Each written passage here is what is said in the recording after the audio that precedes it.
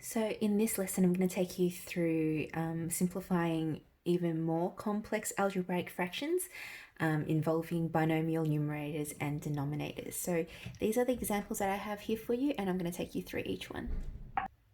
So just like all questions that require you to add or subtract algebraic fractions, the most important thing is that the denominators must be the same. In this case, they're not. So what we have to do is we have to find the lowest common denominator. In this case, the first example, it is 6.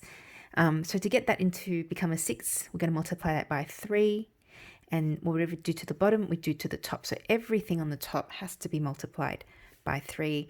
And over here, same thing, multiply that by 2 and multiply the top by 2 as well. So on the bottom, we already know that the denominator is going to be a 6. And at the top, we're going to expand.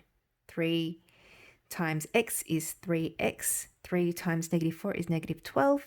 Now be careful here, this is a subtraction, so I'm going to go minus 2 times x. That's going to give me minus 2x, and minus 2 times 2 is going to be minus 4.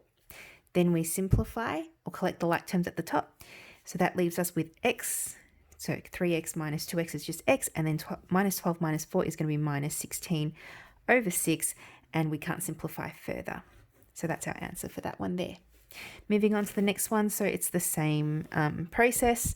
Multiply the bottom by 3 because we have to make the denominator the same, and in this case, the lowest common denominator is 12.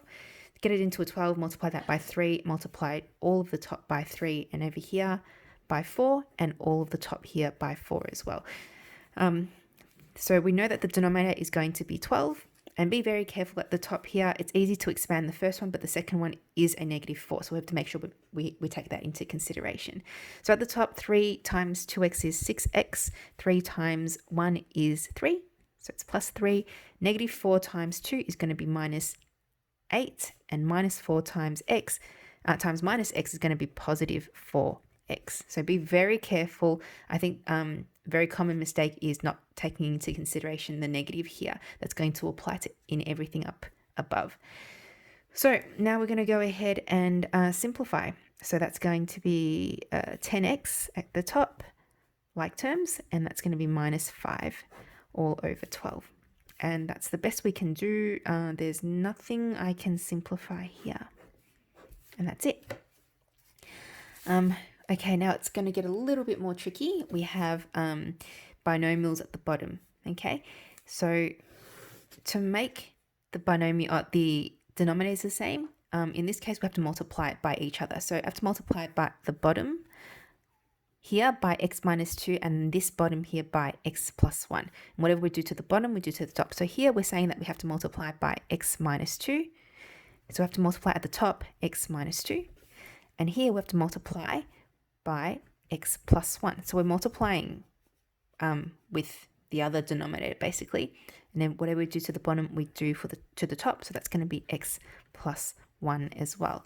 So at the bottom we know that it's going to be x plus 1 multiplied by x minus 2, and at the top we have, well, let's go ahead and expand it. 4 times x is 4x.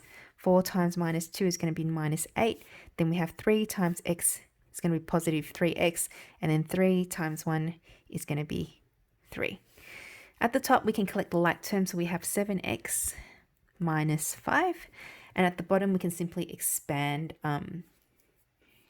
the brackets. So we can apply this. So then we're left with x squared minus 2x plus x minus 2. So we have 7x minus 5, and if we simplify the bottom, we're going to get x squared minus x minus 2, and that's the best we can do for this one. So that's that one there. And our last example here, nothing too different than to the one from before. We're going to have to make the denominators the same.